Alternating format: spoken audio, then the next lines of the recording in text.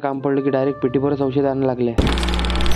मी कालच्या व्हिडिओमध्ये पाहिलंच असेल की मामाला आपण हॉस्पिटलमध्ये आणलेलं आहे, ते पण अकोल्याला. तेवढ्यातच एक गुरुजी भेटले. हे तर लय व्यस्त होते. मी म्हटलं का गुरुजी आम्हाला औषध वगैरे काढून द्या ना. गुरुजी म्हणत थोडे औषधांना काय होईल म्हणे तुमचं, डायरेक्ट घेऊन जा म्हणे पेटीवर. असंही म्हणे तुम्ही जवळच्या आहात, तुमच्यासाठी कमी भावात लावतो. मी म्हटलं असं नाही बा, पुऱ्याच भावात लावा. तसंच दवाखान्यात आलो तर येईल डायरेक्ट सलीन टोचणं चालवतो. 1-2 नाही तर डायरेक्ट 4-5. एक एक्सरे काढायचं काम पडलं. एक्सरे काढलं आणि 3-4 सलीना एकाच टाइमला लावल्या ना एकाच हातात. तसे आपण काल आणि परवा दिवस पासून आपलं जेवण चांगलं चालू नव्हतं. तसं आपण जेवणाची व्यवस्था पाहिली कुठं आहे तर तसंच जेवणमध्ये गेलो आणि जेवण ते एक नंबर झालं. मला एवढं जेवण आवडलं की डायरेक्ट मामासाठी डब्बा पण घेतला. इकडून पाहतो त्या सलनासनी सरत जात त्याचे डब्बा गिब्बा पोचवला आणि निघालो आपण घरच्यासाठी. घरी निघता आम्हाला वेळ एवढा झाला की माहीतच नाही पडलं. तेवढं ते दादा भेटले. हे पण काय म्हणतात, मला माझ्यासोबत मी भेटलो आज, काही विषय नाही.